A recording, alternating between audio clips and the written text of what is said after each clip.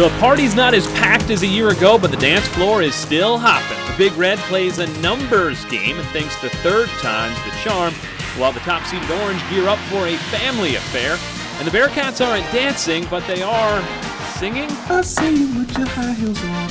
We'll tell you why Mark Macon has multiple reasons to turn that frown upside down as we march into madness right now.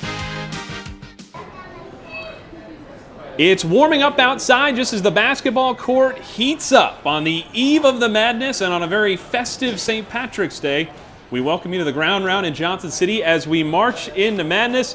Good evening and thanks for joining us. I'm Brendan O'Reilly. And I'm Justin Horowitz, and tomorrow at this time, the first session of games will just be about wrapping up on CBS in the first round of the NCAA tournament. Friday's first session in Jacksonville, Cornell Big Red will be taking on Temple. Their roster dominated by seniors this season, looking to make their final NCAA appearance a big one. 3 seniors made the first team All-Ivy.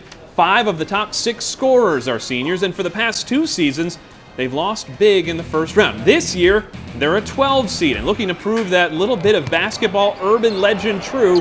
Every year, a 12 seed beats a 5 seed. You know, I think we have a good chance just because of our experience, obviously, and we have a very skilled team at the same time. Obviously, Temple is an outstanding team, so we're going to need to play a great game to beat them. But I think, like any team in the tournament, basically, you have a shot at it. It is nice that we had a good regular season. We weren't stuck with like a 14 or 14 seed like we were the past couple of years. So obviously we can't look too much into the seeding or the past cases of 12s beating 5s. The Big Red take on Temple Friday at 12:30. That's a game you can watch in its entirety by simply leaving your channel exactly where it is and not changing it for the next 2 days. The Big Red is 27-4. That's the second most wins ever by an Ivy League team. But what makes this Cornell team so special? Well, it has a lot to do with its seniors and their very unique path to Ithaca. Fires a 3. Yeah! Oh, foot. You can't leave the big fella alone. Dale down the lane. Reeves has Robleski. Takes it himself. Plus the foul.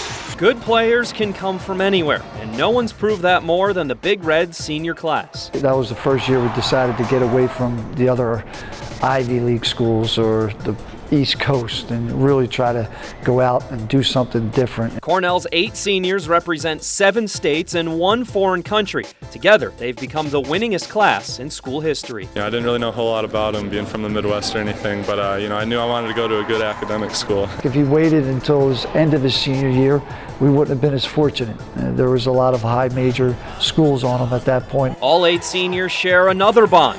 Nobody else really gave them a shot. Take Jeff Reeves, for example, from the tiny town of Burlington, Kansas, population 2,800. I think Jeff probably got overlooked a little bit in the sense that he was probably looked more upon as a kid who could make some shots and maybe nothing else. Nobody paid much attention to a point guard from Alabama. He became an Ivy League Player of the Year and literally fell into Cornell's lap. I got an application from Cornell in the mail, and I didn't know what the school was at the time, but my mom definitely did. We get a tape and we look at it and like, what's the catch?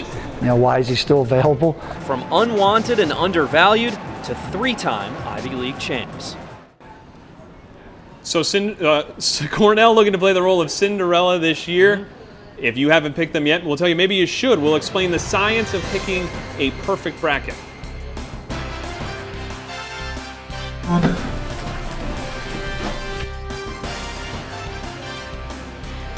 He was a great soundbite all season, and why should we stop now? We'll talk now with the Bearcats coach about this season and next, the coming up in March into Madness.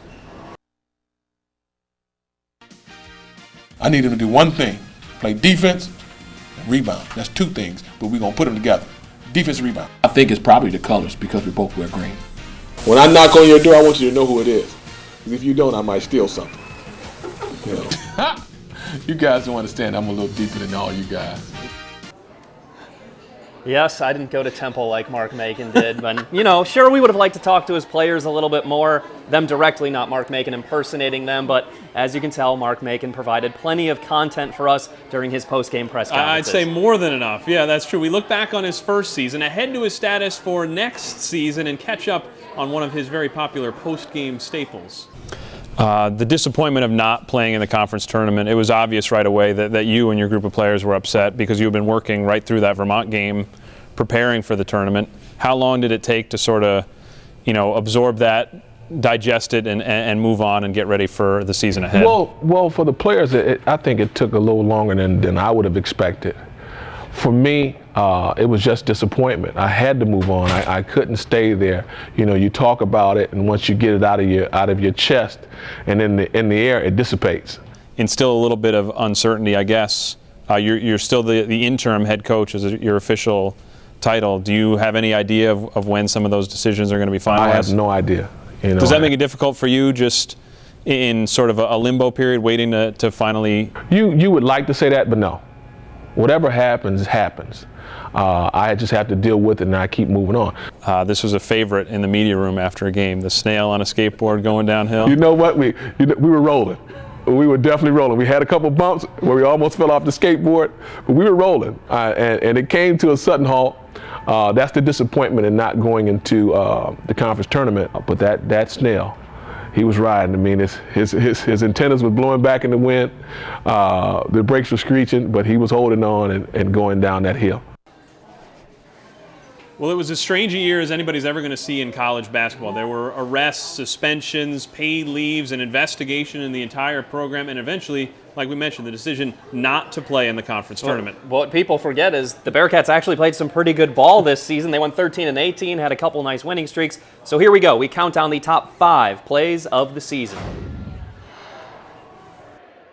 Start off with number 5, early February against Albany. The end of the first half, Dylan Talley, the freshman, nothing but cash money there as he beats the clock, and they beat Albany. How about play number 4, the eventual conference champ? First half, it was Greer Wright over Marcus Blakely, the 2-time conference player of the year. Second half, Greer Wright goes right through and dominating win. The Bearcats took down the top team in conference. Number 3, after 3 straight losses, the Bearcats come home and get back on the winning track thanks to Kyrie Sutton, the steal and the dunk, the big guy running the floor against UMBC. We love the full court effort. Play number 2, Pina Guillaume, the big block right there. It leads to offense at the other end. Push it ahead, and Greer Wright lays it in for the layup in top play number 2. But the top play of the season, you remember this game, Stony Brook took the lead, but Greer Wright, yeah, he's the stud of this team. Take that, Stony Brook, who won the regular season championship. Greer Wright, 3, 2, 1, count it. Bearcats win. 1.8 seconds left, and that is the top play of the season. Now, stop me if you've heard this one before, but next year's Bearcats team will kind of be loaded. Slow down. I've heard that before. It didn't exactly work out this year like we planned, but again, expectations are way up for next year. That's right. The Bearcats only graduate 1 walk-on player, and they add Crajon Woods, a transfer from Arizona State, will return all-conference guard Greer Wright, Rookie of the Year Dylan Talley, and hope, fingers crossed, they can get back into the big dance next season. Now, watching the games March Madness time is only half the fun. The real fun is predicting the games, and apparently there is a science to it. That's right. Action News reporter Reed Buterbaugh joins us from the studio because he's a scientist. And he has a very scientific look at how you fill out your bracket. That's right, guys. There are 4.2 trillion different outcomes for the first round of the NCAA tournament alone. But I've found there's just one way to do it right.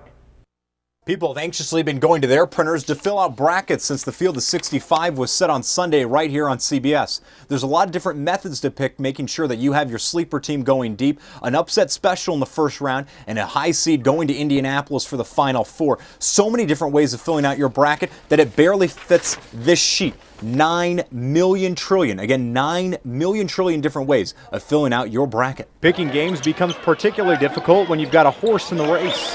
You want to go with your heart and root for your school, but like in the end with your bracket, you got to go with what's actually like plausible. I don't think it'll be like weak for the bracket. I think it's a pretty solid upset to have Cornell go to the Sweet 16. But not everyone makes their picks with such in-depth analysis. When you take a look at the bracket, there's one thing you must consider: the mascot. Taking a look at this 7 versus 10 matchup, you have Oklahoma State versus Georgia Tech. Oklahoma State mascot is the Cowboy. Georgia Tech, the Yellow Jacket. You would think the Cowboy would have the edge, but the Yellow